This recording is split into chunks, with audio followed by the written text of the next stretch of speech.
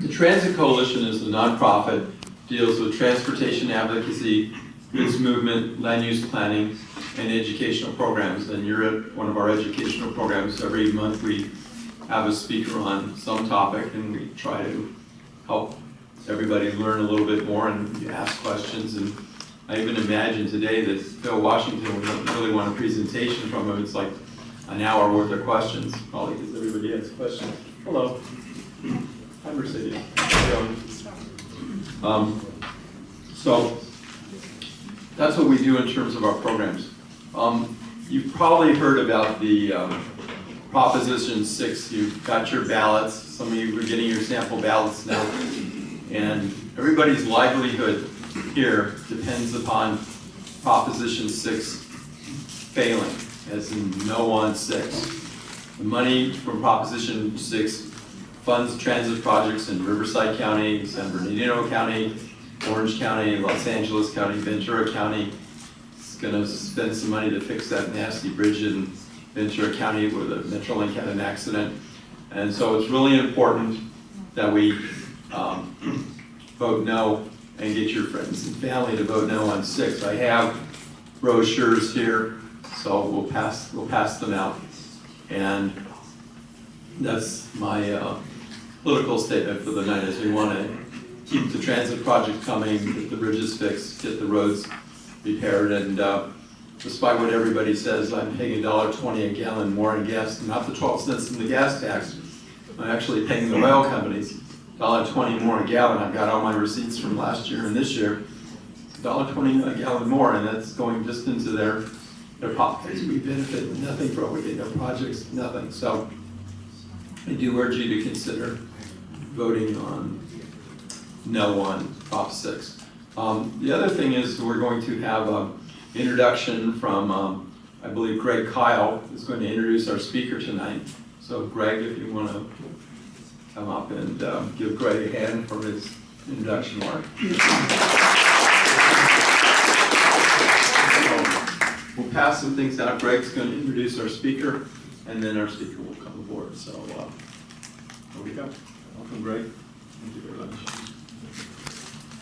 Good evening, everyone. I'm Greg Kyle with Kimley Horn and Associates, and we're pleased to support the Transit Coalition. It's a great group which really advocates for our industry and does a lot of great things.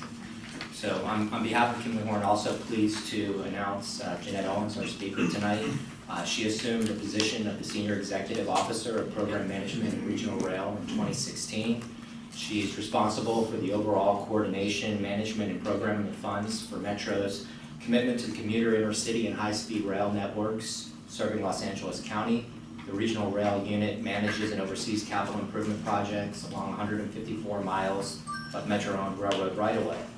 And also, I think what we'll hear about tonight is something that Jeanette is personally managing, the Link Union Station project, a $2.5 billion program that's going to transform Union Station and accommodate future high-speed rail, is providing a new passenger rail concourse. Jeanette joined Metro in September 2014. She has approximately 20 years of experience in the industry, including project and construction management with both horizontal and vertical construction. Jeanette? One second. Like when you get old, your brain, you get these senior moments. One of the things that we really wanted to do is have everybody introduce themselves. And I'm Barbie from Transit Coalition, and you are? Greg Kyle, Kimley Horn. And we'll go around the room so Jeanette can see who we're speaking to. Mitch Allen with the Thank you all for coming today. Good evening to every one of you. Thank you again. Before I begin, I'm going to change this up a little bit. I want to, in the introduction, my regional rail family, well, I guess you're part of my regional rail family, just mainly because some of you, a large part of you, are working on many of our regional rail projects. But my core regional rail family that works with me, that I would not be able to do any of my job without them, is also here. So I would like them to kind of stand up. They are actually going to be part of the presenters of today. So I know you came to see me, but they're actually going to be presenting So maybe they can stand up and be a part, including Danielle, who's doing some of our outreach. I don't know if she's ready to present. I kind of sprung this on them at the last minute. But they are all excited to present the Regional Rail Program. So, with that, usually when you come to see me, I try to do something different. For those of you who know me, I tend to try to do something different, mainly because I don't want to bore you with the same presentation over and over and over again. So,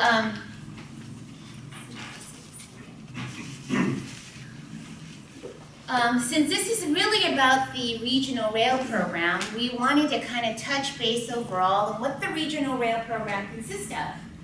And our Regional Rail Program consists of the Metrolink system, the Lausanne Corridor system, as well as the future high-speed rail system.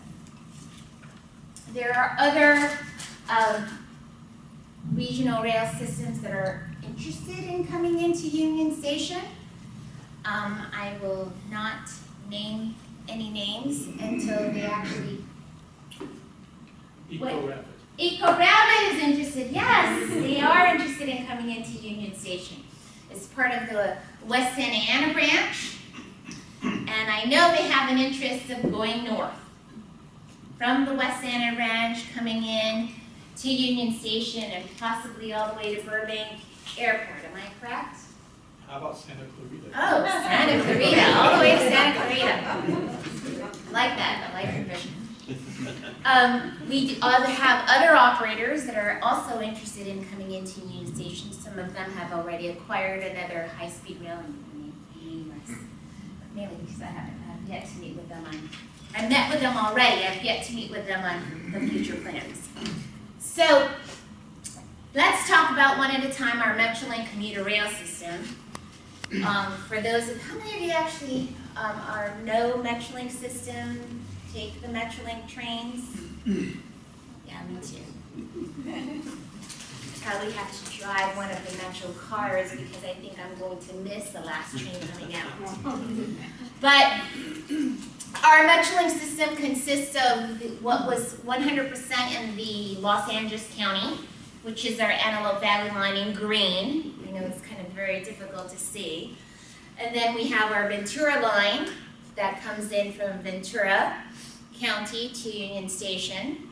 Then we have our, San Bernardino line from downtown San Bernardino, what you see in red. We have our Riverside line, our Inland Empire line, our 91 line, which you see Riverside line, Inland Empire in blue and purple. And then the Inland Empire is in pink, and then the orange line, of course, is in orange. So our Metrolink operates at 400 miles. Of the 400 miles that they operate, Metro owns approximately 150 miles of it. But we contribute over 50% of the costs to run the Metrolink system. So we basically have a share in almost every single line with the exception of the Inland Empire line. And the Inland Empire is shared between Orange County and Riverside. Aside from that, Metro contributes anywhere from 30 to 60% of the cost to run those systems. We have 172 trains that comes into Union Station today. I'm going to turn this over to Jay, who's going to talk about our Lausanne corridor. Thank you. So we talked a lot about Metrolink, but Lausanne Amtrak is also very important, particularly Union Station, and I know this will be very familiar for the Amtrak people here as well. So Amtrak operates the intercity rail service, Pacific Surfliner, and we call the corridor the Lausanne Corridor, of course, which actually runs from LA to San Diego and north to San Luis Obispo. It's 351 miles. It is the second busiest intercity rail corridor in the nation after the Northeast Corridor, and it has about 8 million combined boardings between Metrolink and the Surfliner and the NCTD Coaster in San Diego County. And the ridership is strong. and the revenues are incredibly strong. We have about a 75% fare box recovery ratio on the intercity rail. They are getting new locomotives soon that I'll talk about in a second. They're super clean burning. And it's a pretty robust corridor. They operate about 29 trains a day between LA and San Diego and north to Santa Barbara and San Luis Obispo. I think there's 45 stations in the corridor.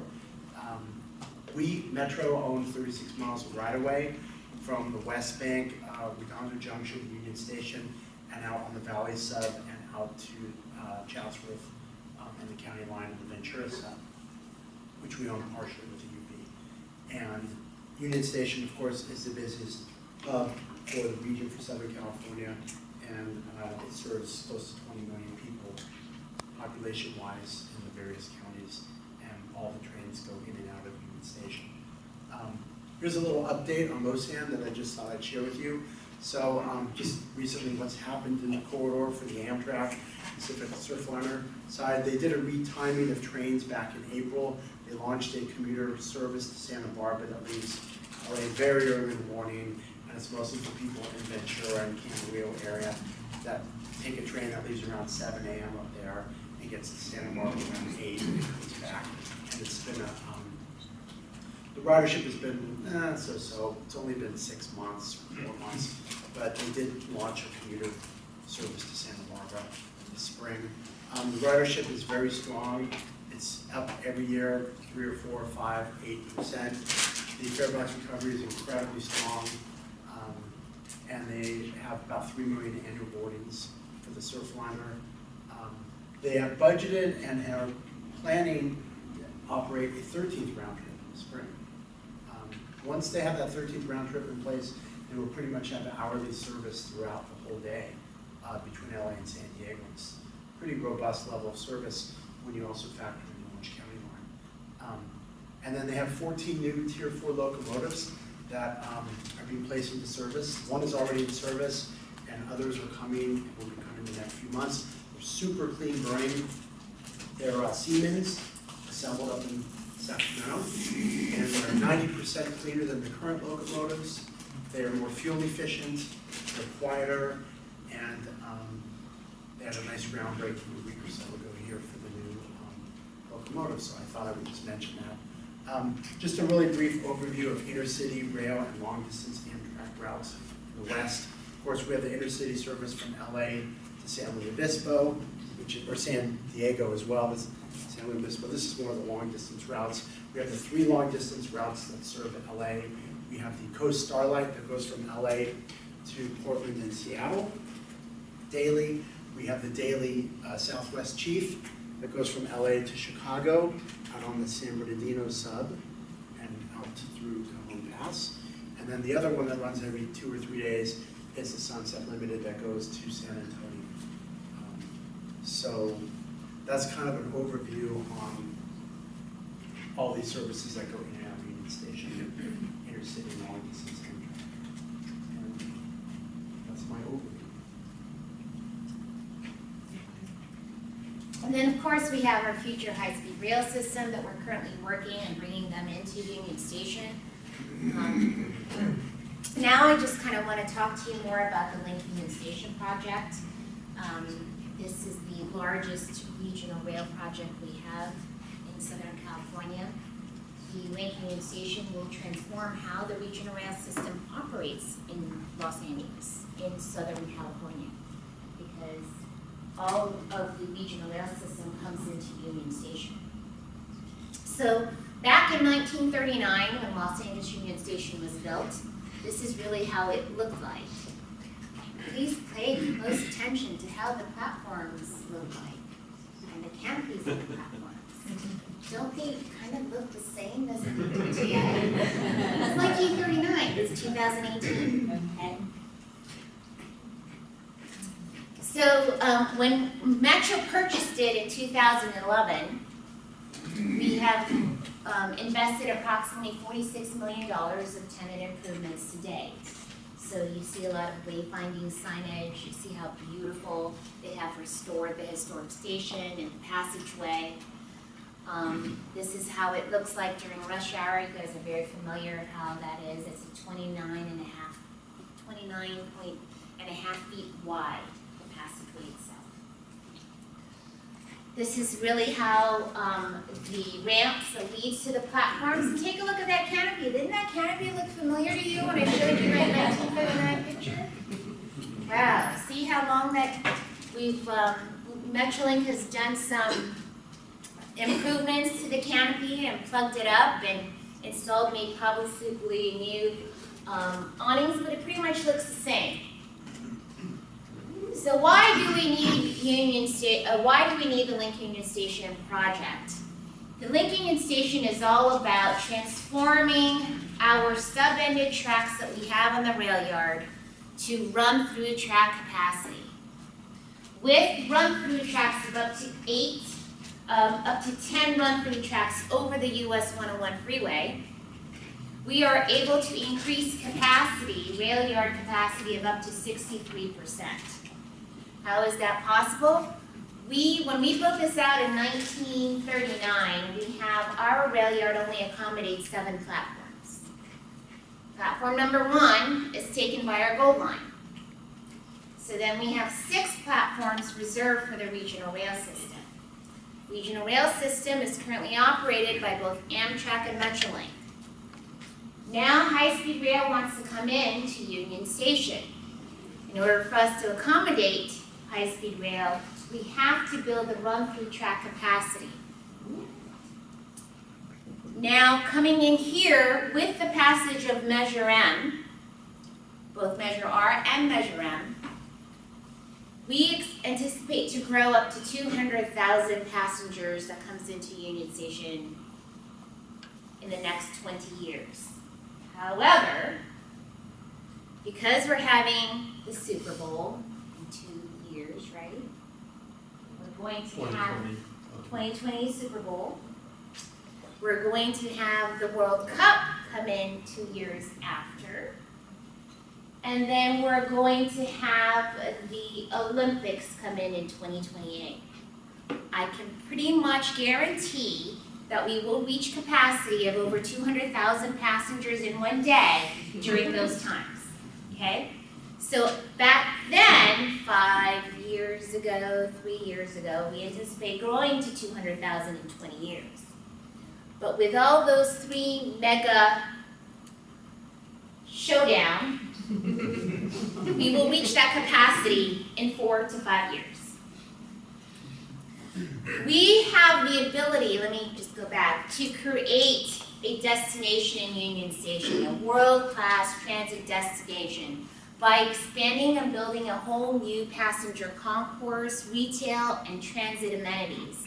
Right now, when you go into our platforms, you don't have vertical circulations. You have to access it through a very antiquated ramp that goes through. So some you have ramps and some you have stairs. So it gives us an ability to upgrade it to what we have today. So as we kind of mentioned, Link Union Station will improve interstate, intercity, local, and transit connectivity. It enhances the passenger experience, reduce the train idling times. With run-through track capacity, you can offer 1-seat rides. So Amtrak can offer 1-seat rides from San Francisco all the way to San Diego. When you take our Amtrak and Metrolink trains today, all trains terminate in Union Station. You must transfer. So with run-through track capability, you can now just stay in one train and no longer have to transfer. You can offer Ventura to San Bernardino, however way Metrolink wants to run their run-through operation. Here is what we're anticipating that the Link Union Station regional rail can grow into. We have 172 trains that comes in every day on a weekday. We can grow up to 280 trains. If you take a look at LoSAN and Amtrak, you see right here, 5 to 9, 24 to 38. I know that right now as part of the TIRCP grant, Amtrak got funded there is an environmental study to look into having a Coachella Express because of the large music industry mega that happens every year in Coachella. So now they're looking into refreshing and expanding the Riverside downtown Metrolink Amtrak station, and they're looking into building new Amtrak stations in either Palm Springs, and there's another in India.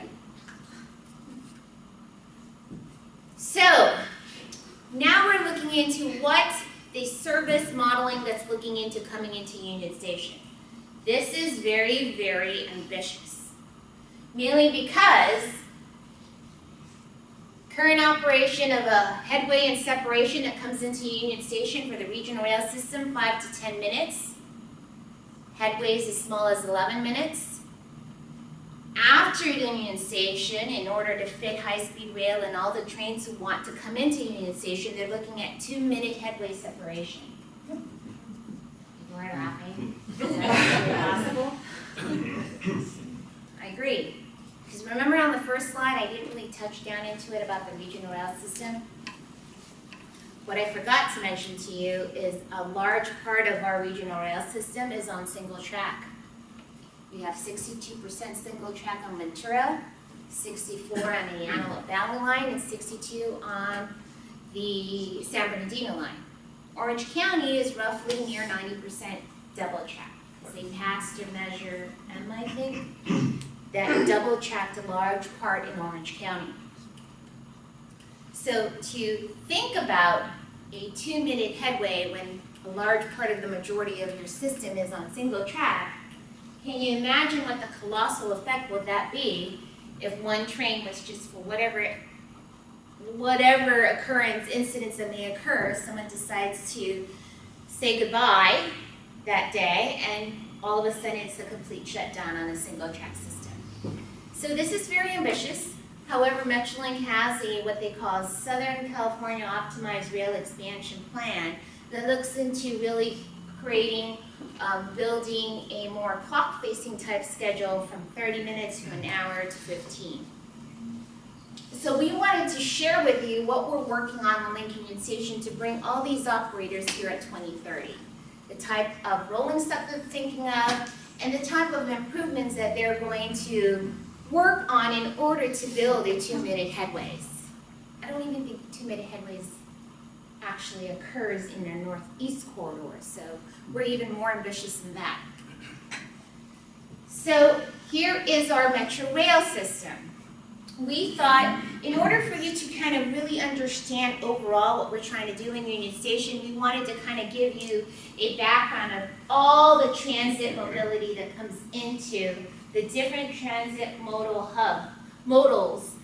that we have here at Union Station. We have our light rail and our heavy rail, our subway, red line and purple line, and then I just talked about Amtrak, Metrolink, and then the future high-speed rail system.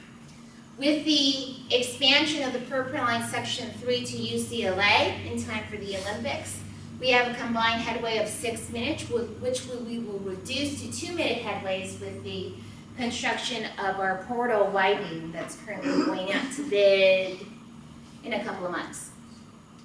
And then we have our Gold Line Phase 2B that extends all the way up to Montclair. And of course, we have our Crenshaw LAX that's in construction and will be completed in 2020, and our regional connector a year later, which is in 2021. So our bus, our largest multimodal hub on our bus is here, and we have approximately about 2,000 buses that comes in every day, and these are the amount of passengers. So we have a total of weekday bus trips of 927. I think there's more than that per day, and about 19,000 passengers that comes in. So if you add that total, we have approximately over 100,000 passengers that comes into Union Station. So we thought this would be a great kind of snapshot of the different types of passengers that we have on these different types of modes. Now we want to talk to you the possibility of the end of Autotopia. Isn't that exciting? Have you guys read the Los Angeles Magazine, the October issue? The October issue of Los Angeles Magazine says, Los Angeles days Autotopia are coming to an end. with the build out of the passage of Measure M, with our transit, our BRTs, our scooters, our Hyperloop. It really shows you the different multimodal hubs that we're doing. We're in massive construction today of every single mode, transit mode you can think of, including the first mile, last mile. Did you say flying cars? That's not what you meant. Now I want to kind of talk to you a little bit more about Lincoln Union Station. I do have a board report out next week that is a receive and file about the project, that tells you about the funding that I'm going over, that tells you about our 2 build alternatives that we have. This is one that really looks into using shared tracks for high-speed rail in our regional rail system, building up to 10 run-through tracks over the US 101, a new passenger concourse, whether it's above or at grade, and then including a north loop that allows for operational flexibility. The difference between these two is we have shared, all within Metro right-of-way, and then you have dedicated for high-speed rail that requires additional right-of-way. Those are the pretty much the build alternatives that we're studying in our EIR. So in my board report next week that I'm presenting to the board, it's really about a funding update on the Union Station and about our build alternatives. Retail at Union Station. When we bought it in 2011, we bought about 46 acres. Of the 46 acres, 11 acres is actually on Union Station proper. The remaining other acres is about our rail yard that extends all around the LA River, East Bank and West Bank. We have approximately 20,000 square foot of retail on property today. So for 11 acres and 20,000 square foot of retail, it's very much underserved for a large property that we have. Lincoln Union Station is allowing up to 150,000 square foot of retail to really enhance and create a destination at Union Station. So we have different options for our passenger concourse that will have some of the retail and transit amenities, whether it's restrooms that we lack, whether it's vertical circulation, whether there's enhanced security amenities because of the TSA requirements. Those are all things that we're looking at as part of our Lincoln Union Station project. This is an at-grade option in the passenger concourse. For those of you that don't know, we have 2 passenger concourse, one's above grade and at grade. Why do we call it at grade? Because if you come from Alameda, from the historic Union Station, you're at grade. But if you're coming in from Vigna Street, coming in from the Metro building, you're actually below the rail yard. So just this change in elevation. The above grade is a value engineering option, because if you're below the rail yard, you're going to have a structural cost to build up the passenger concourse underneath in order to hold 172 to 280 trains. So now we're going to I'm going to share with you my dream of Union Station. I call it a dream because everything you see on the videos, like 90% of everything you see on videos, if you have a Honda to a Rolls Royce. Everything you see on the video is the Rolls Royce version. There is no value, there's no engineering cost, feasibility. It's everything that you can't afford is in this video. So I kind of want to make sure, I want to let you know. The reason why I thought it was important to create a vision of what Union Station could be, because if you look at it today, you stand at Union Station, you look at the surrounding land uses around Union Station, it's very hard to visualize. I'm going to use a classic example of the Nokia Theater and the LA Live. Back when Nokia Theater was built in 2006, that entire area was kind of very underdeveloped. but the only gem that you see in the area was the LA Live Theater. Everything else was pretty much sparse. A lot of homelessness in the area. 2006 to 2018, almost a night-and-day transformation. But no one at that time in 2006 could have pictured that that type of development that occurred in 2000, that is now built today, could ever be possible because of that Nokia Live Theater. So the catalyst for that development was the Nokia LA area. And everything else around is starting to be built. With that mindset in place, now I'm saying the Link Union Station is now that catalyst to what this development could be in the next 10 years. So what we're going to show to you today are two videos. One is the above grade and one is the at grade. I'm going to be very, very honest with you. I'm going back to the board in December with a staff recommendation on my CEQA proposed project. And my CEQA proposed project is going to be on an above grade passenger concourse. And the reason why is I can only build what I can afford, okay?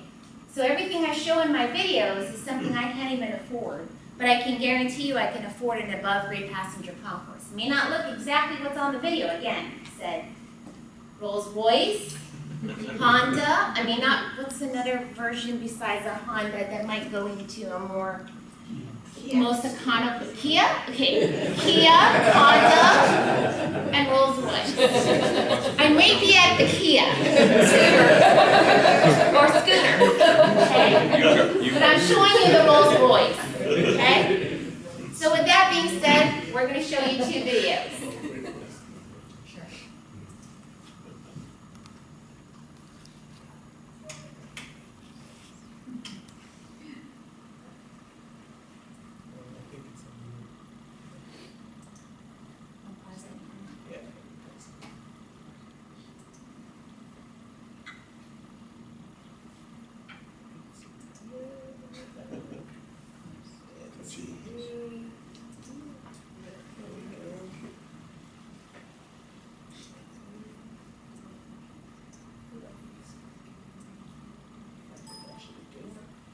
You want more? We could try. Right, you're starting.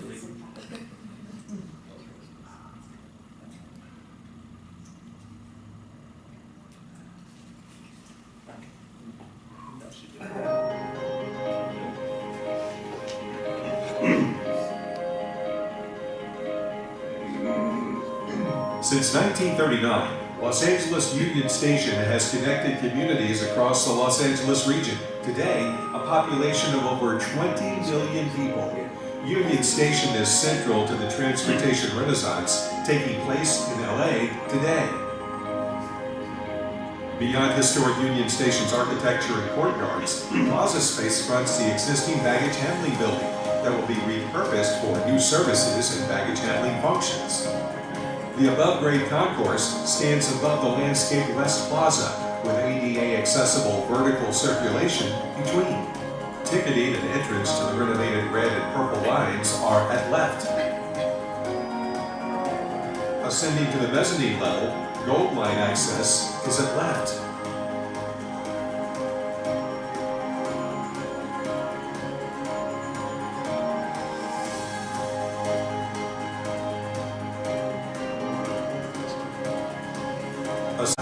With platform access at left, retail space, amenities, and train information signage is seen at right. Moving past the Metro Gateway building, the train yard and passenger platforms are seen at the center of the concourse. ADA accessibility vertical circulation provides access to passenger platforms below, with services to high-speed rail, Metrolink, and Amtrak.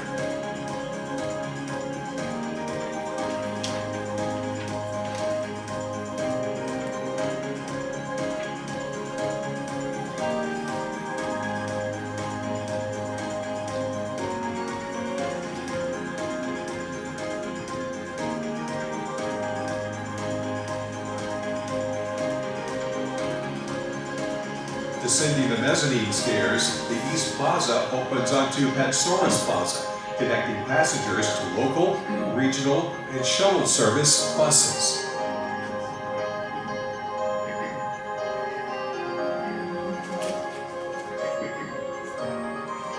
Passing the entrance to Metro Gateway headquarters and moving along the busway, the new above-grade concourse is seen beyond.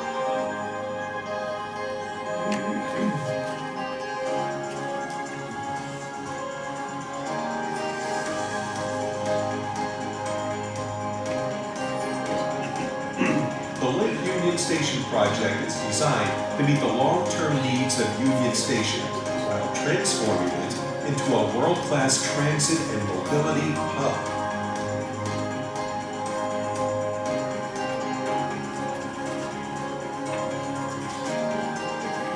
So if you know my background, I love high-rises.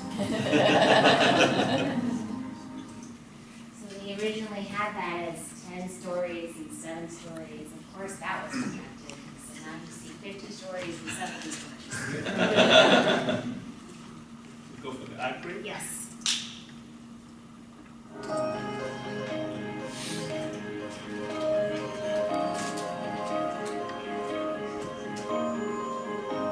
Since 1939, Los Angeles Union Station has connected communities across the Los Angeles region. Today, a population of over 20 million people. Union Station is central to the transportation renaissance taking place in LA today. The new landscaped West Plaza sits between the new retail and the at-grade passenger concourse.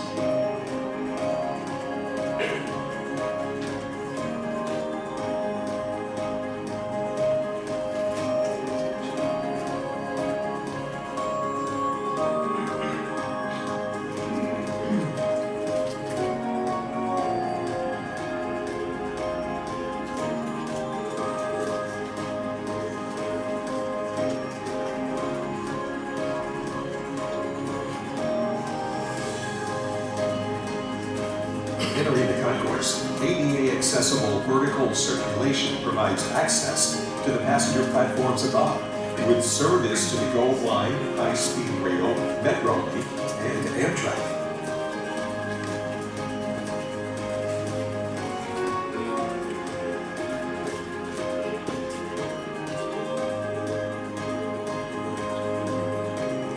Baggage handling carousels can be seen to the right.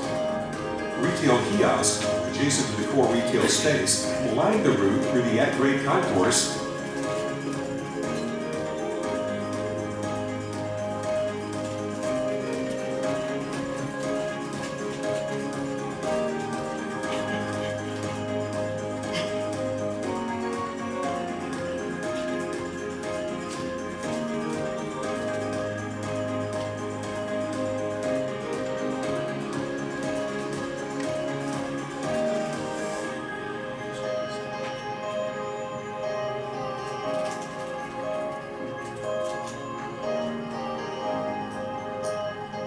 Descending back down, retail and waiting areas are located in the at-grade concourse.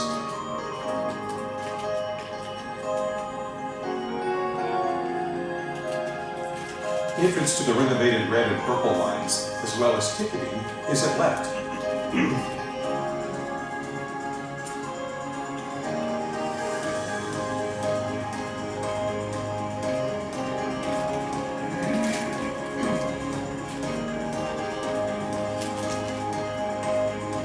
The Lake Union Station project is designed to meet the long-term needs of Union Station while transforming it into a world-class transit and mobility hub. So believe it or not, this is my draft videos. So this is the only thing that was a work in progress, so I decided to kind of show this between now and then. But the next time you see a finalized version of this in December, it's probably going to significantly change. But at least you're knowing the direction of where I want to head. It's really to kind of inspire a look into a future of what the area around Los Angeles Union Station could be. Now, given that, I've been fortunate to work for a large, major scale developer for the last 10 years. So I know what that vision could be, and just similar to what happened in LA Live, Nokia Theater, similar to where our Phil and Rick Clark came from a Denver Union Station. When I was just talking to Rick about this, he was saying, I could have never imagined what Denver Union Station is today. Never in my wildest dream could have imagined that. And so that is what I kind of wanted this video to kind of inspire, a dream, a vision of what Union Station could be. And the only way I could do that is to do an augmented reality.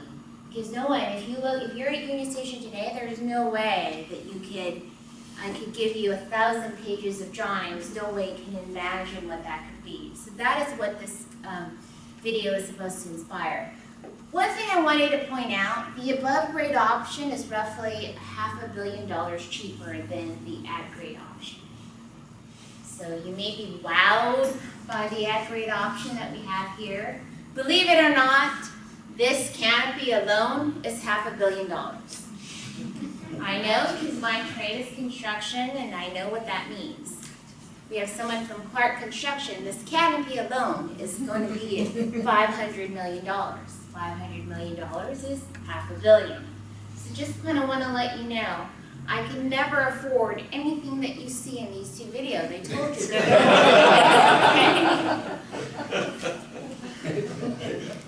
Now back into what's funded as part of Link Union Station. Link Union Station, Kunle is going to give you kind of an update on the construction phasing for Link Union Station. But I'm just going to stop here at what's funded. We have approximately $950 million that's funded of part of Link Union Station. We're doing the high-speed rail dollars, the Transit and Intercity Rail Capital Program, TIRCP, that was funded. We have approximately $950 million for Link Union Station. Now, what happens if Proposition C? 6. What happens if that passes? What happens if that passes, that the TIRCP, Transit Intercity Rail Capital Program, will be cut by 50%. So there's still funding. If Prop 6 does pass, it's cut by 50%. So what does that mean to Link Union Station and how does that affect? If it's cut by 50%, that means the program is a first come, first serve. So I have upped my game and saying I need to get my CEQA clearance a lot quicker. So when I go back to the board on December, I'm going to go back to the board with a separate CEQA NEPA document, because right now it's a combined NEPA CEQA document. The NEPA process is taking a lot longer. With the CEQA process, Metro is the lead agency. And I can get my environmental clearance by June of 2019 with the CEQA process. What that means for me, since I've been in planning and engineering design since 2016, that means I can immediately request a complete allocation of $398 million in August as soon as I get my CEQA clearance in June. So I have a good chance of not being affected if the repeal does happen. So I'm just kind of being very vocal on what I need to do. So I'm always thinking 100 steps ahead, even if it seems like 100 years ahead. But I'm always thinking in that category. So with that, I'm going to turn this to Kunle, who's going to discuss the construction phasing and the rest of the steps on Link Union Station. Good to see you all again tonight. Thanks for coming out. So the good news, we got 950 million. The good news, we got 950 million. So last year we had about 56 million, which was for it's funny, right? But it's a big sum of money. It helped our engineering and helped our environmental process to move along. But with this big infusion, one of the things we were tasked with was, what will 950 million do? How can we face the whole project with the 950 million that we have, such that we can actually do phasing that minimizes disruption to the passengers.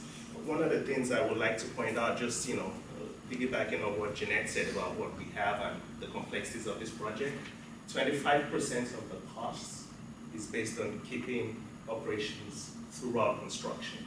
So how do we phase this so that the construction minimizes impact? That's how we came up with these 4 segments. So the first 3 segments happen to be $950 million, which is what was funded by the TIRCP and high-speed rail and other funding sources. So on segment 1 is where we do work in the throat area, which is this area around here. That will require, since 1939, right? Jeanette talked about that. Some of the signal systems have been upgraded a little bit, but for the most part, we're still operating like we did in 1939. A few upgrades over the years. So we're going to upgrade the signal and communications. Metrolink will be working on that. There will be some early track work that will be done within this throat area, and of course, utility relocations. And then on segment 2, which is also part of the funded $950 million phase A, we will be doing the right-of-way acquisitions. We have, so if you look over there, we have the loop track and the tracks that will go parallel to the Ele River. It's going to require a lot of utility, a lot of right-of-way acquisition within that area. So we're going to do all the right-of-way acquisition in segment 2 as part of this phase A. This phase A is really getting a good bang for its buck. We're really getting a lot done with that. So utility relocations, right-of-way acquisitions, and very importantly, Commercial Street, which actually runs that way, will need to be realigned as part of this project because there's an issue with vertical clearance. And if we actually kept a viaduct all the way through there, there will be an issue with vertical clearance. So we will realign Commercial Street, lower Commercial Street, and the perpendicular street, Center Street over there, will be lowered by as much as 10 feet to get that sufficient vertical clearance. The Commercial Street will be lowered at about 6 to 7 feet. So that's all part of work to be done on segment 2. On segment 3, we would actually build Stay North Spring Street, I-5 North Los Angeles. I'm going to kick your phone. Segment 3, this is actually where the bulk of the work will be done. The good thing is we can actually build a viaduct. The viaduct that will support the 8 or 10 run-through tracks eventually. The viaduct will go over the 101, and there's the El Monte busway, there's the 101 freeway. We need to have sufficient vertical clearance. So the tracks, the existing tracks right now, will be raised as much as 15 feet to clear over the El Monte busway and the 101 freeway. But interestingly, the raising of the tracks would only happen in segment 4, which is not funded. So we'll get into more discussions about that later. But on segment 3, we're going to build a viaduct structure. That's that structure over the 101 freeway. And then on the next slide, I'll talk about the independent utility component of this project as part of the requirements of the TIRCP funding. But we will build 2 interim tracks. I'll get into more detail about that. We'll build 2 interim tracks as part of segment 3 funded work, and we'll also build a loop track that helps Metrolink's operational reliability. All of this is for the 950. I think we're getting a good bang for our buck here.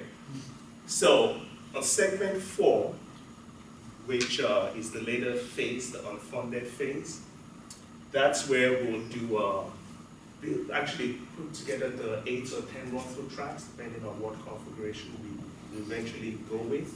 We'll be making modifications to Vignes and Cesar Chavez bridges, and then some more signal and communication work that will be done.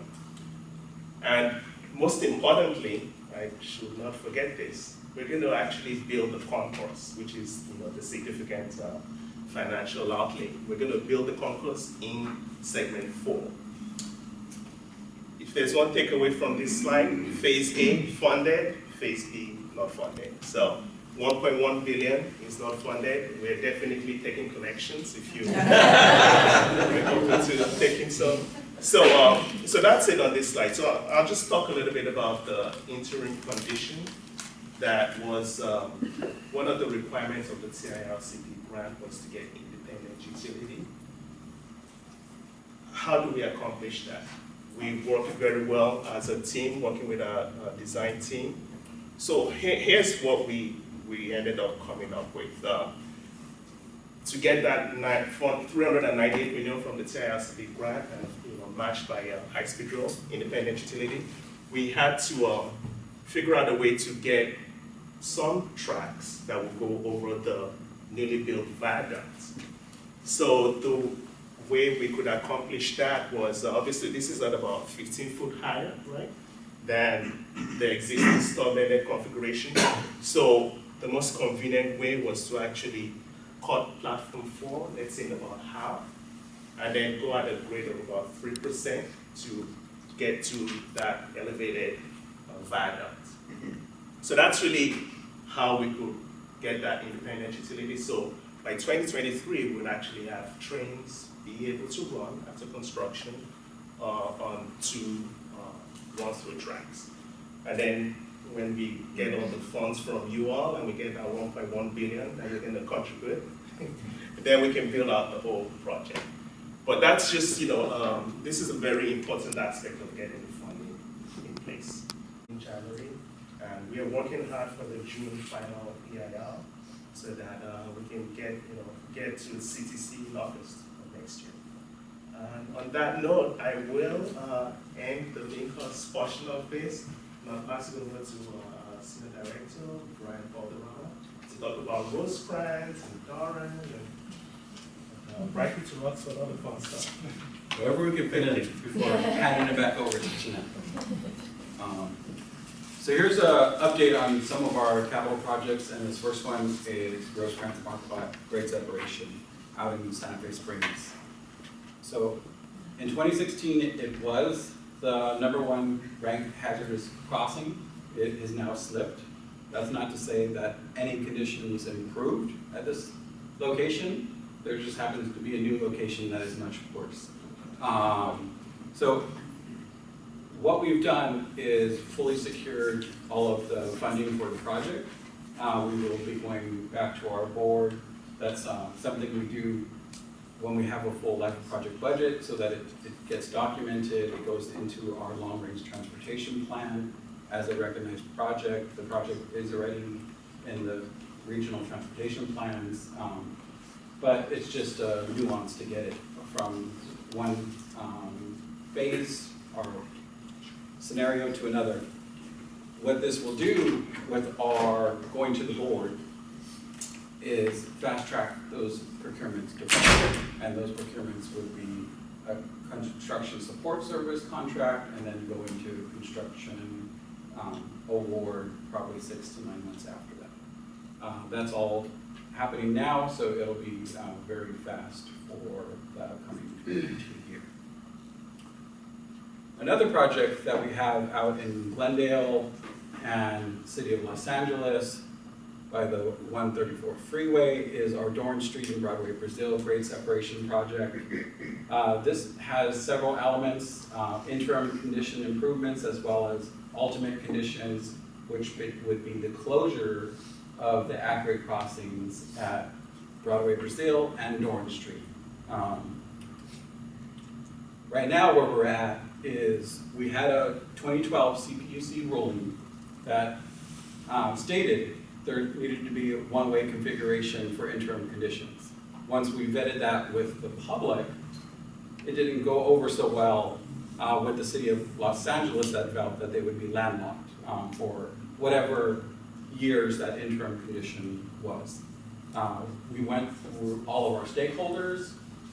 We got full consensus to convert it from a one-way interim condition to a two-way interim condition with that full support from all parties, we're able to start designing and go back to CPUC for a modification of that interim condition.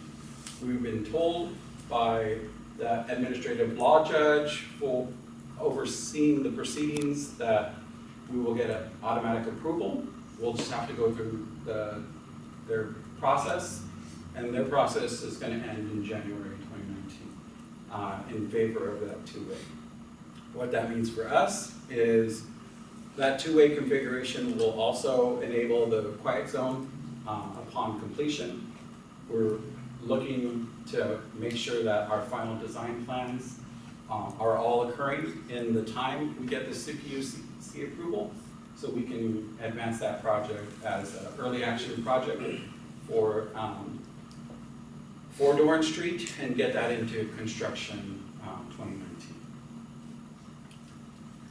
Another project that we have is Brighton Roxford double track project. For whatever reason, a lot of our regional rail projects overlap the many projects that are occurring with Metro.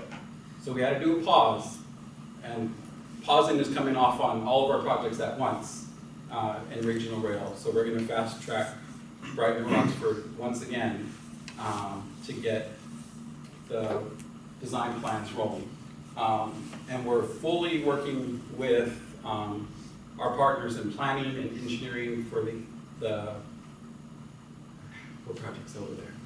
East San Fernando. Light rail, I can say light rail now. Light rail project.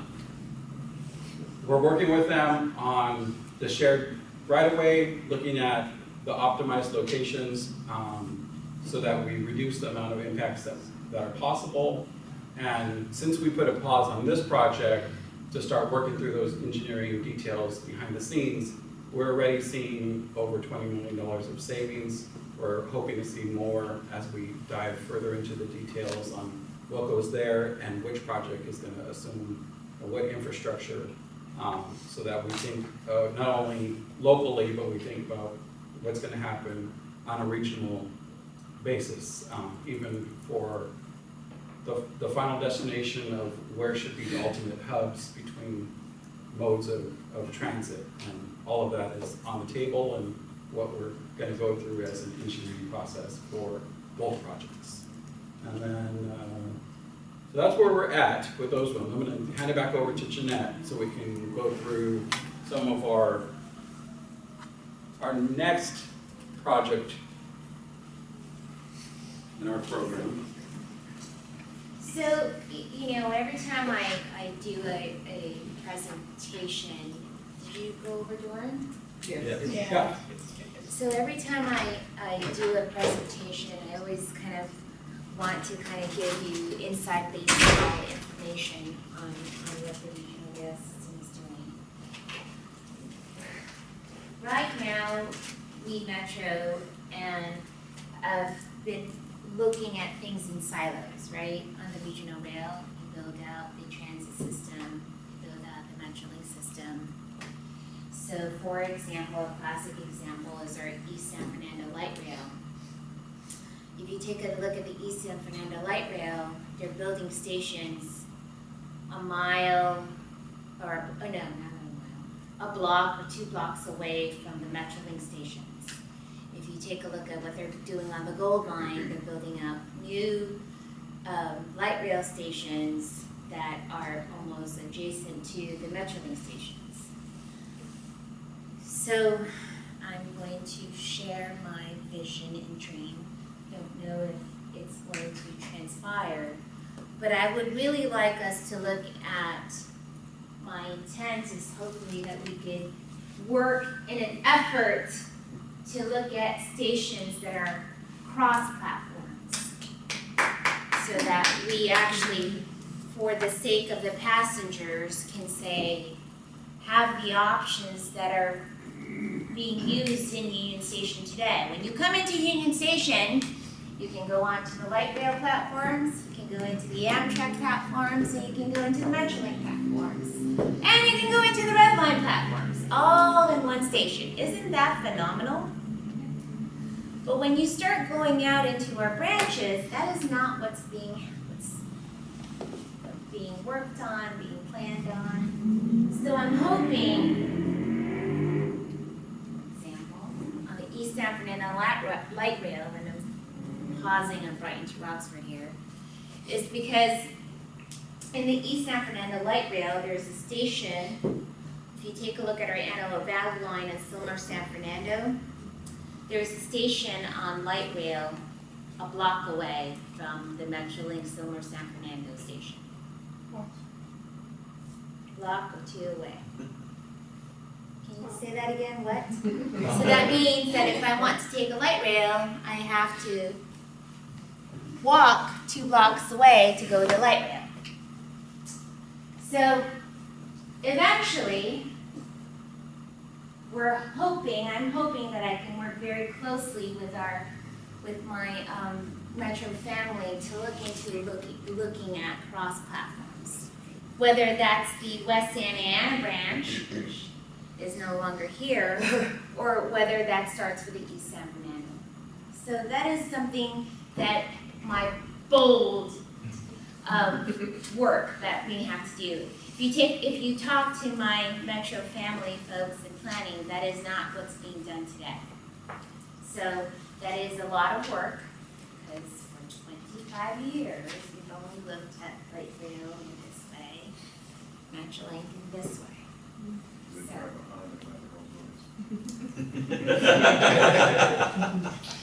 But hopefully,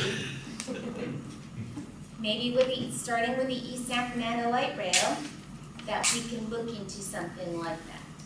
I know that's not studied in the EIR, I know it's going to be a lot more work, but usually great achievements require great risk, right? So that is what I would like and envision in the next 5 years. So moving on into the ESOP, we will be in blackout period. I was told by my contract administrator I will be in blackout period beginning 7 a.m. tomorrow. So I can talk about ESOP today, but in 7 a.m. tomorrow I'm in blackout period at Emergency Security Operations Center. I am very excited to work on Emergency Security Operations Center because we are really consolidating and co-locating all our operation centers into one building. Because right now, if you talk to operations between our rail operation and a bus operation, they're like, Jeanette, why are you changing it? We don't really need bus. I only need bus when I want to do a bus bridge. So I just pick up the phone and do a bus bridge. I don't really want to change things. So we do have some Metro families that believe that Silos. Silos, yes. So, but we have visionary leaders that we have looked into co-locating all of our operation centers into one building. Mainly to provide day-to-day emergency security and law enforcement operation. So then I am working on the next step of building a new rail operation and a new bus operation all in one building. So phase 1 is the EOC. So the ESOC is building the core and shell of that. So I have gone through 2 years of preliminary engineering for the Security Operations Center. And believe me, it was nerve-wracking for them to think about co-locating rail ops and bus ops all into one building. But we got them there. Now that we're there, we're now into the next steps. So the ESOC is really building out the core and shell of the building. And I have advanced that to a nth degree. And the reason why I've advanced design on the Emergency Security Operations Center wasn't because I'm not open to innovation in construction or in design. It was more because I needed my Metro family to figure out what is it that they want. Okay? We all know I have a limited amount of budget. With Measure M, if I'm expanding, we're undergoing a rail renaissance today. with all our rail projects for the next 50 years. There is no way that's going to fit in our existing rock. Our existing rock, if you go out there in our existing rock today, we have trailers, literally trailers, to house our operations center. That is how bad we are in need of a new rock. Our rail, we haven't even created a new rock. Our Metro family have never ever built a rail operations center. So this is like mind-boggling to them that I'm thinking of co-locating rail and bus. Mind-boggling that I'm even possibly, if you're into the systems engineering world, like Fariba is right here, so I'm gonna start doing a little language talk. Mind-boggling that I'm thinking of upgrading our SCADA system and rails to something that we could have everything in a digital format. So I'm just letting you know. Some of them may need some therapy. So as part of my, believe it or not, as part of my envision of how we're going to roll this out, haven't spoken to Jim about it yet, but I am thinking about doing some massages to calm down 200 personnel that works at rail ops and bus ops. Haven't gone there yet, but again, this is a conversation between you and I, and if you ask me that in public setting, I'll probably deny it. But I am thinking about how am I rolling out the full implementation of the Emergency Security Operations Center. Because a lot of things are going to change. When you think about changing operation centers, yes, it's going to go down to the nuts and bolts of changing job descriptions for our union workers who works in rail ops and bus ops. I'm going to be very honest with you. Don't know how I'm going to do that, but I am going to try to look very broad-based, because in order for us to work on a new rail ops and a new bus ops, we really need to take a full take on what is out there and what we need for the next 50 years, because we have one chance to do it right. And we may not be perfect, but we're going to try and aim for perfection. So I always aim high. I know. Believe it or not, this entire slide, I've asked our regional rail team to be very broad-based, to think outside, because I'm going to, this is something we're thinking of. And so they've actually came up, how long did you take to do this, Kunle and Brian? Today? Yeah, on that new slide that everybody wants.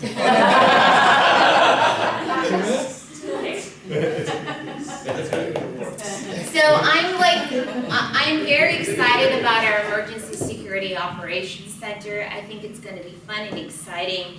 We're opening up a new design build RFP in Emergency Security Operations Center. Even though I've advanced the design, the reason why I've advanced the design in the Emergency Security Operations Center is because if I'm going to house rail ops and bus ops into this building, no one, if I didn't advance the design, no one in their wildest dream thought I needed to build a new radio tower, a radio antenna tower of up to 50 feet. They thought, oh, Jeanette, you can build that in our new 77,000 square foot acres where you're housing parking and a new 80,000 square foot building. He said, oh yeah, you can, of course. You can fit that all in the property. I'm like, there is no way in HELL am I gonna fit a 50-foot radio tower in the ESOP property. No way. But of course, so I was very honest, not happening. So figure out another way that I can bring in rail ops and bus ops and we can build a 50-foot radio tower. I'm not saying I'm not going to do it, I'm just saying it's not going to fit in this property. So with that being said, that is the reason why I advance the design to the nth degree so we can all figure out how we can all collate into one building. It wasn't because I'm interested in just fixing the design, it was more figuring out the quagmire mess that we need to so that we can co-locate. So we're now opening up the design. Believe it or not, HDR has done a very good job to figure out what we need. And I'm putting those design plans as reference drawings. When the ESOP goes out tomorrow, they're gonna be those design plans that they took 2 years, they're gonna now be reference drawings. Understand why I'm not freaking out and why they need to be.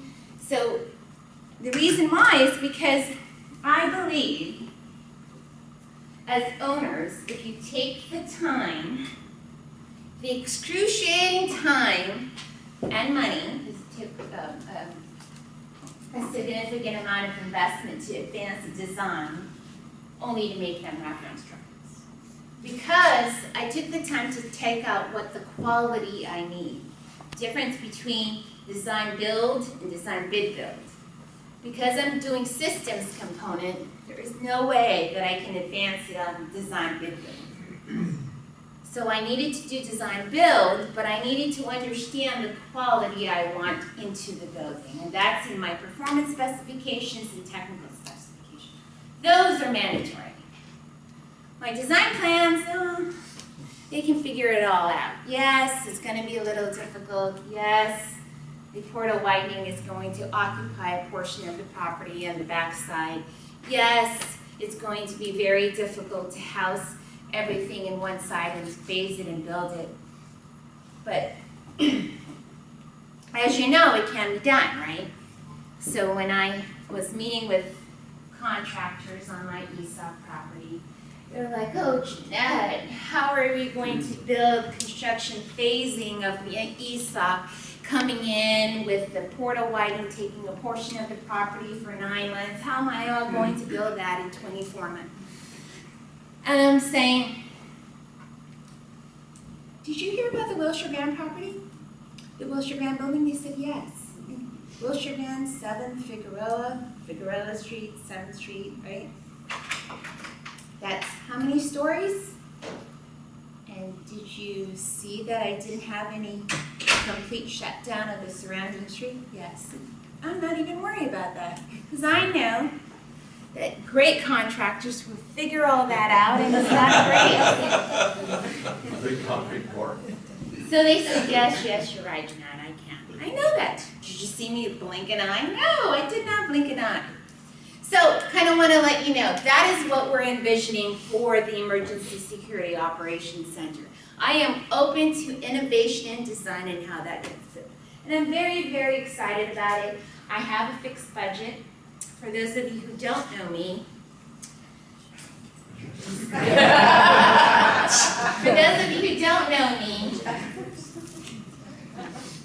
cost and schedule is very near and dear to my heart. So now, the most important thing, I thought this was something I wanted to kind of make sure that you guys are aware of, so I've asked my team to come up with some upcoming procurements. So for Rosecrans Marquardt grade separation, we will be going out with construction support services beginning in January, because we will be in construction invitation for bids for the Rosecrans Marquardt in April of 2020. So April 2020, I need to award a contractor for the Rosecrans Marquardt grade separation by October of 2020.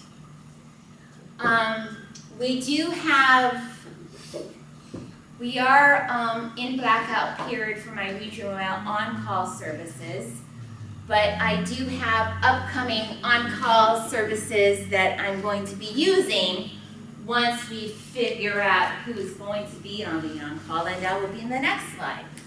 Emergency Security Operations Center, construction support services that will begin in January of 2019. We're gonna have a design build RFP starting tomorrow. I told you I'll be in blackout period tomorrow. Not allowed to talk about it, I'm free to talk about it today. Raphael told me I have full carte blanche to talk about it, except from 7 a.m. tomorrow I am not. Rail and Bus Operations Center, we are going out with architectural systems and engineering design in December for my Rock and Bach. Link Union Station, we will have an industry review on September 2019. I'm going to talk a little bit, I'm going to go a little bit to length about the industry review that I'm having in the fall of 2019. The industry review is we're going to unveil our construction phasing of my dream of building everything all at once, even though I'm only funded for half of the project. And the reason why I think that's important, because I needed industry feedback on how my construction phasing of the Union Station is going to be. More than likely, I'm going to be building backup construction phasing. I need backup because I need to understand, based on your construction, where my vulnerabilities are. In order for me to do that, I need feedback from you and I. For those of you who have had the opportunity to meet with me one-on-one, it's always a two-way configuration. I give you information, you give me information. And I love that. I love the exchange of ideas. Union Station design support construction will probably occur in the summer of 2020. Early track and signal comms. We're working with Metrolink to begin the 30% design so that Metrolink is going to advance that on the rail comms, on the signal and communication portion of that on the yard. The reason why I think it's important for Metrolink to do that, because I know it's going to be a quagmire mess. So for now, people think superficially you can dig it up.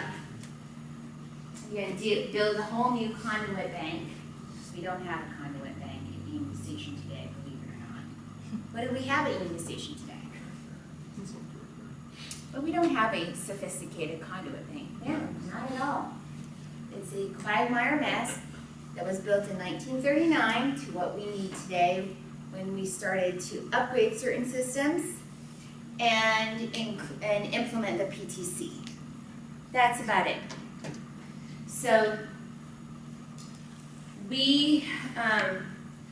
I want Metrolink to advance the early track and signal communication. I'll be working very closely with them. I'm going to need design support during construction and construction support services. That's not in here. So the only thing that's not in here is construction support services. So construction support services will probably occur roughly in the same time frame on the summer of 2020. We're going to split the Link Union Station first phase into 3 parts. You're going to have the track signal comms. You're going to have advanced utility relocation and street improvements by winter of 2020. And we're going to have our main contract of the sign build by fall of 2021. When we go out with industry reviews, usually because 6 to 1 year prior to your first contract procurement release is when we plan the industry review, a year before that. On-call professional, one thing that's not in here is our construction support services. We will have a construction support services, maybe roughly in the same time frame as our design support during construction. On-call professional services. I'm on blackout in regards to that, so I can't really talk to you about my on-call professional services. But I can tell you what I would like to do as far as the projects in the on-call professional services. The projects that we're thinking of in the on-call professional services are, we want to do a preliminary engineering on Tunnel 25 on the Antelope Valley line. It's in the Newhall area. So if you travel that, you know where Tunnel 25 is. Burbank Airport South improvements, it's really a state of good repair in the entire Metrolink station on the Burbank Airport South, which is across from the Burbank Airport. ADA improvements, Chatsworth ADA improvements. We're looking at Burbank Airport South, we have 4 million there, but I'm assuming that's gonna be about 5 million right now, so you can change that, 4 million for the ADA Chatsworth. And then we've canceled the program management services on their on-call. So that release came out that we canceled that. I've received a few emails in regards to why we canceled it. So, that was canceled just mainly because we needed to regroup on how we release the program management financial services. What we want to do is come up with a new on-call professional services for transportation planning. Yes, transportation planning is in my environmental and my planning on-call, but I do want to just focus on transportation planning and not necessarily the full environmental or the full planning. Legislative advocacy service and financial advocacy services, those are all going to be part of my on-call services that we want to release in January of 2019. Some of the upcoming projects that we want is we're going to go forward with a final design in our Balboa siding and then go into construction of that. It's roughly $17 million total between construction and design. Palmdale siding, looking into final design and construction of that in August of 2019. So we're going to go out with a final design RFP for the Palmdale siding. And then Doran Street improvements that Brian's working on, we're in final design on that. We're hoping to go out with construction on that in fall of 2019. Subject to, of course, board approval, but that's our intent. Those really kind of sums up my presentation for today. We're here to answer any questions that Item 2B, is that the right date? 2018. item to be. It's 2018, October 19th, 2018. Tomorrow. Will be released tomorrow. I actually just got the full package today, so it's tomorrow, yes. As you move between the Honda and the Kia, Yeah. I guess the concern is that as you move towards the Kia, that there will be pressure to retain the retail square footage at the sacrifice of passenger flow and staging areas. And what I have in my mind is Washington Union Station, where because of what happened with the passenger volume at the time. Washington DC? Yes, Yes. at the time the passenger The flow. Amtrak rebuilding of the retail Yeah, you had the services. grand retail, but you had some stuck in the back where Thanksgiving or just a Yes. normal day, you Yes. have lines out the staging areas and the Yes. concourse, and it's just a concern that you're gonna have the pressure of keeping the retail because of the financial benefit, and the passenger is not gonna be sacrificed. Is that a question? Well, I didn't hear a question. my question is how do you prevent that? Very good question. Remember where I said I'm the video that I've kind of shared with you is a draft. It's really a rough draft of that. That's going to evolve into what the vision of the future look into Union Station. So the Lincoln Union Station is focused on the transportation improvements. I'm going to be very, very honest with you. It's focused on building run-through tracks, period. The second phase of that is building out the passenger concourse and new platforms with new vertical circulations. Not just for the regional rail platforms, but I'm also building out a new platform, somewhat, a portion of that, for the Gold Line. Because the Gold Line is extending all the way up to Montclair. Do you think that amount of flow coming in is going to be able to handle the existing platform we have for the Gold Line? you know, the Gold Line is pretty much at peak levels, is pretty much at crush capacity right now. There is no way that's going to happen. So I intend to enhance that and extend and build that, the platform for the Gold Line and build new vertical circulation for the Gold Line platforms, as you can see on the video. How am I going to do that? I am currently working on a Kia because Metrolink is looking into going out with a grant. And the amount of money they put on that possible grant is no way going to work. So my intent is I am going to work on a Kia, and the Kia is going to be this. I have to look at a new passenger concourse that we can afford to build at the Kia level, core and shell. For those of you who know what core and shell means. Core and shell means that it may look like a concrete wall, a gray concrete wall. If I can't paint it, I won't paint it. Okay? It's going to be safe. It's going to expand to accommodate the passenger flow. You're going to get new platforms. If I can't paint the platforms, you're not going to get it painted. But I can tell you one thing, I'm going to provide you fire life safety. I'm going to provide you lighting so you can see. But if I can't make it look pretty, it's not going to be pretty today.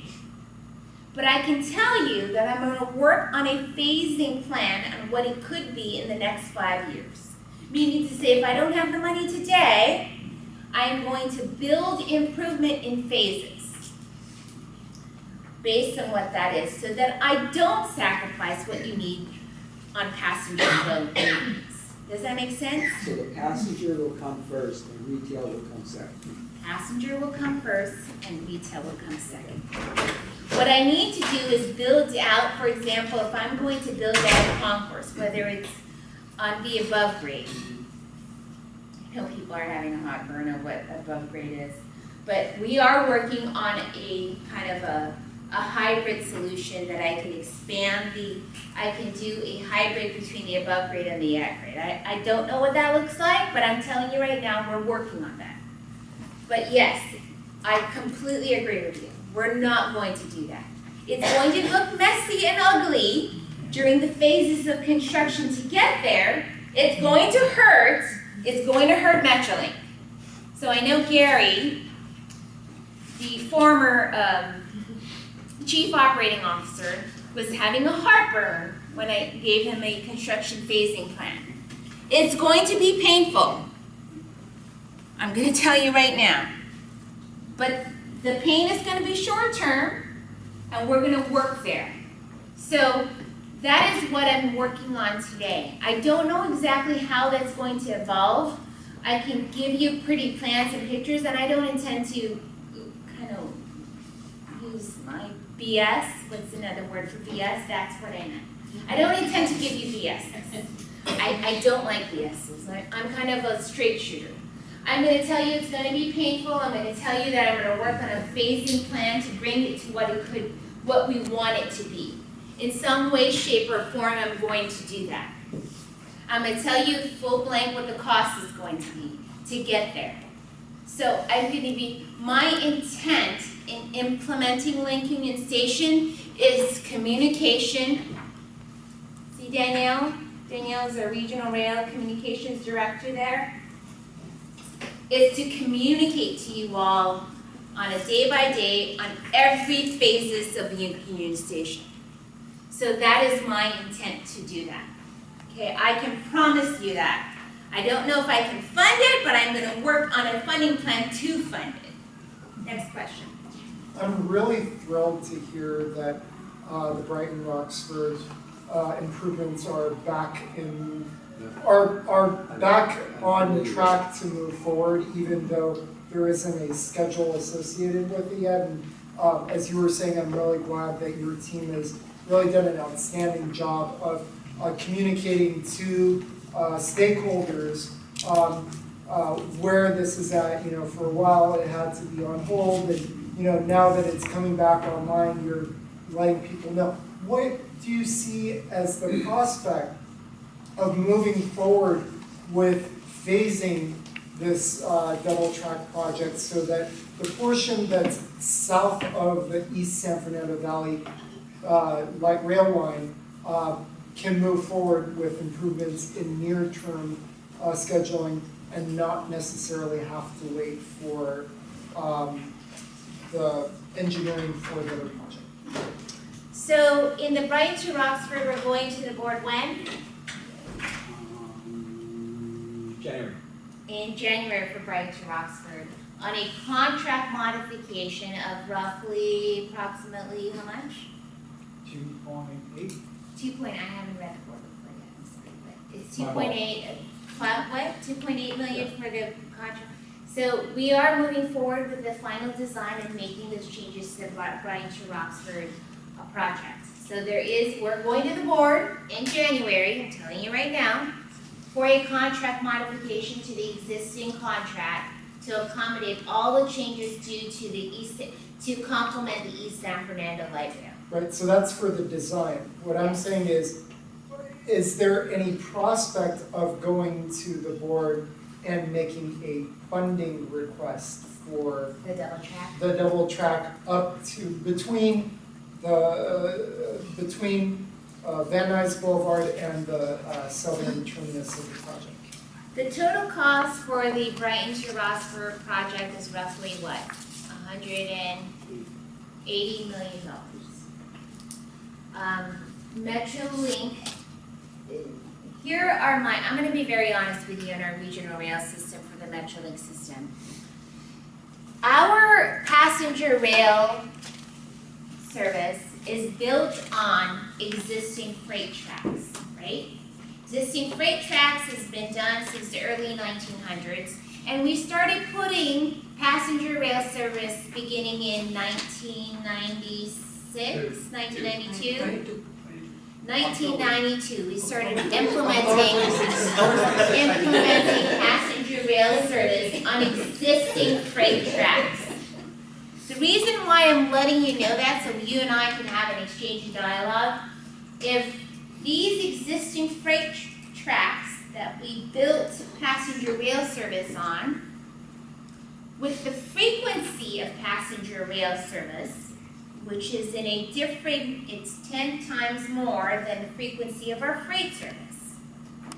So the state of good repair of our tracks is in dire need of attention. And because of that, with traffic and population growing in our region today, we're also looking at grade separation on some of them, for example, the Dorian and Broadway in Brazil. All of that requires funding.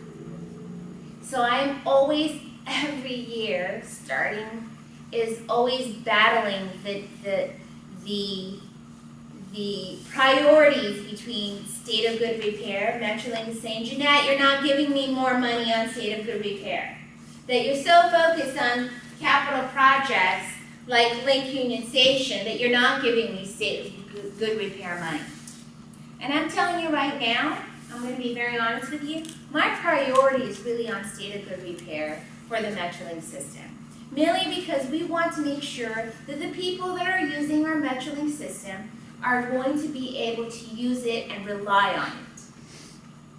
So, your question on the double tracking, very good question.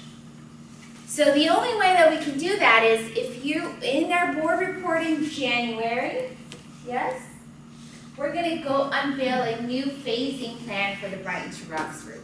We're gonna phase it, is it 3 phases or 4 phases? In 4 phases.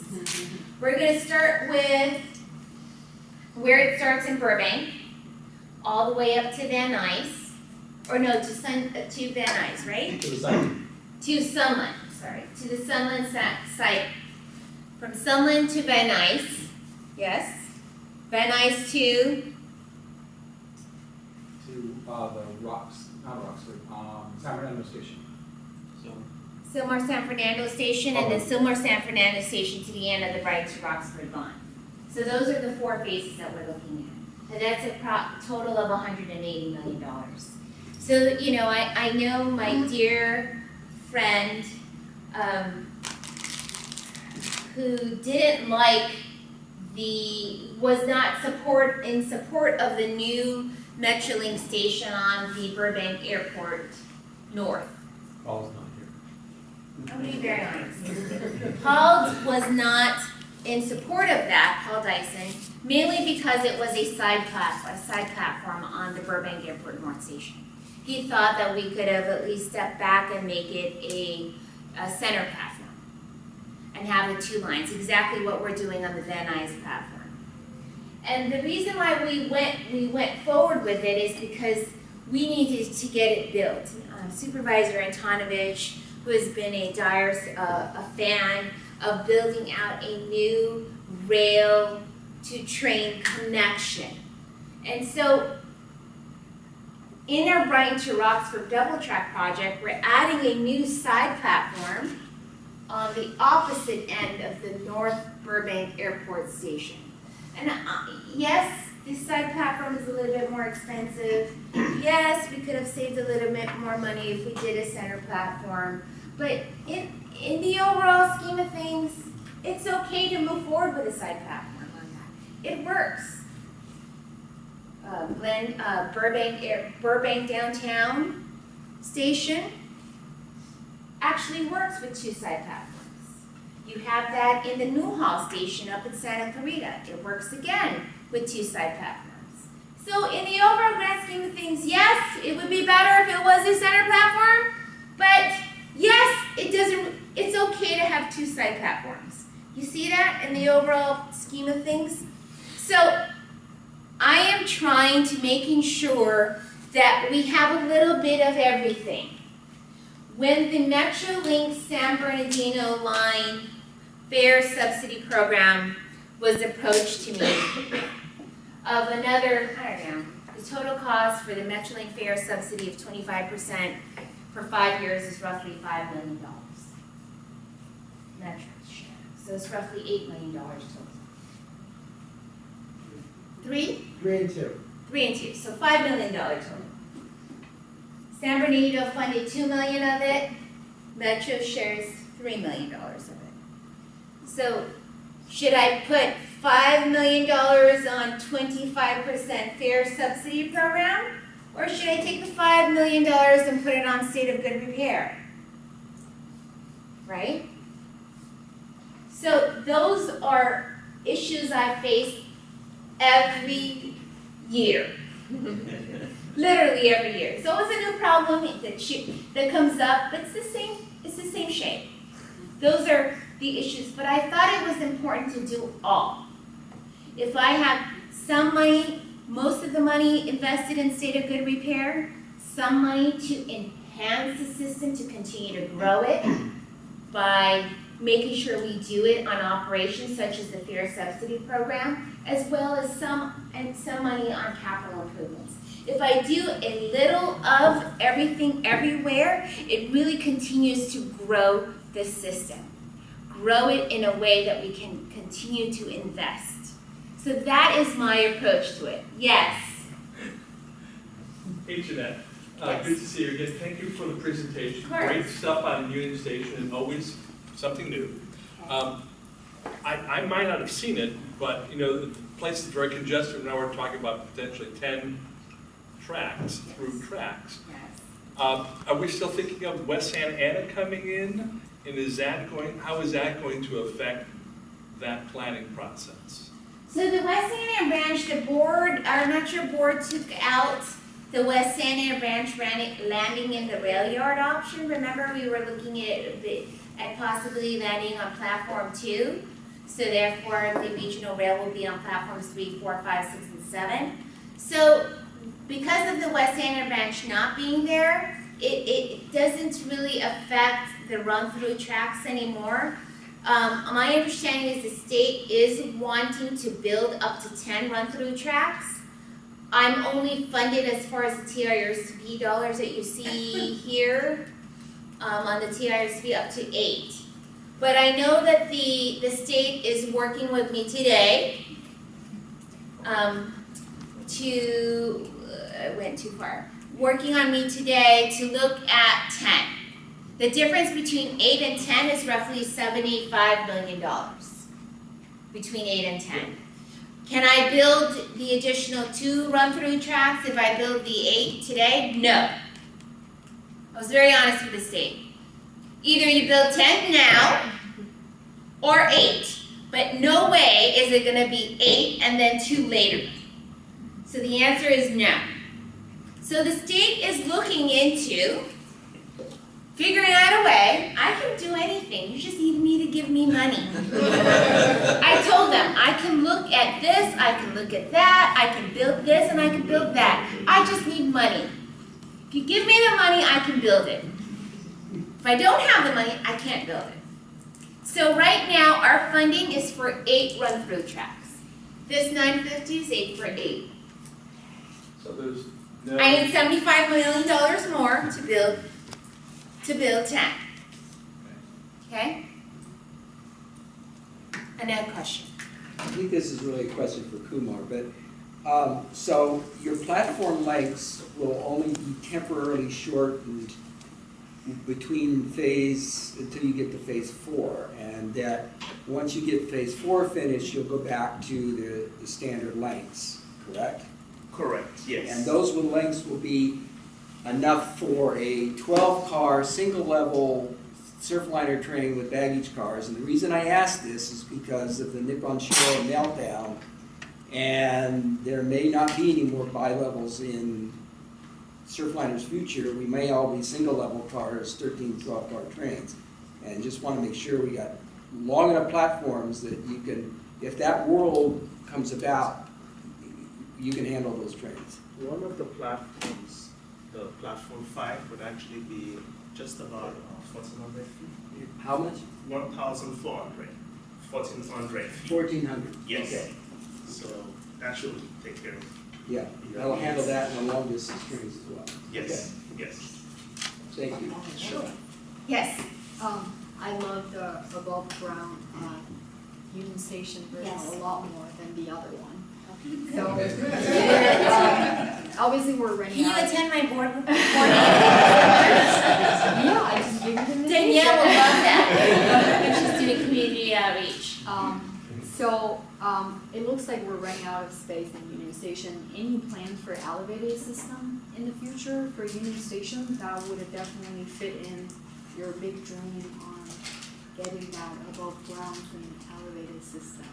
What do you mean by an elevated system? Like we have a subway, we have a ground level upgrade, but like elevated system, which is like monorail system that would go into Union Station, that would have a little bit less interference with everything else. Again, I can build anything. Or the gondola. So, right now, we are working, we are evaluating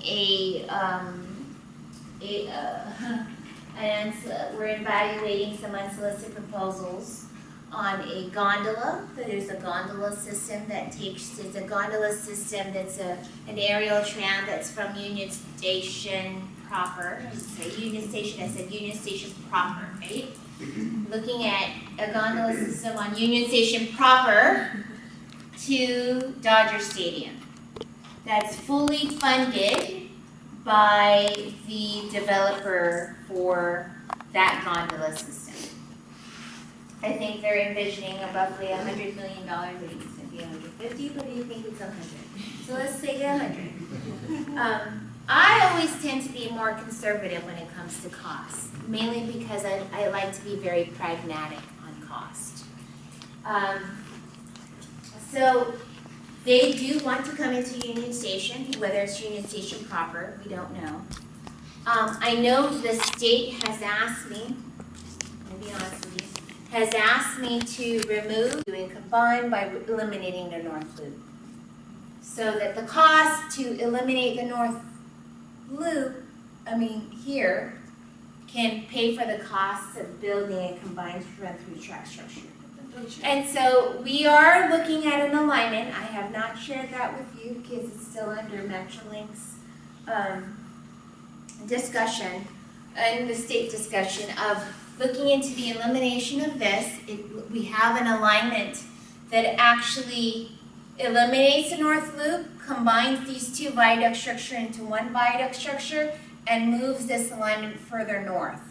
What that does is that I don't have to buy the right-of-way along this area. This is expensive right-of-way. This alone